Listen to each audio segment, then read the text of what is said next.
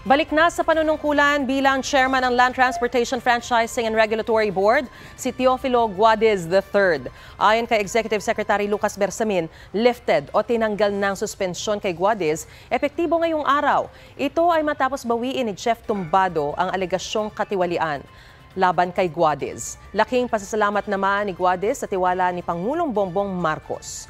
Si Manibela Chairperson Mar Valbuena naman, nagulat sa pagkaka-reinstate kay Guadez dahil wala man lang daw paliwanag tungkol sa naging resulta ng investigasyon. Wala pang pahayag ang Department of Transportation at Malacanang kaugnay nito. Mga kapuso, para una ka sa mga balita, mag-subscribe sa GMA Integrated News sa YouTube. Sa mga kapuso abroad, subaybayan niyo po kami sa GMA Pinoy TV at sa www.gmanews.tv.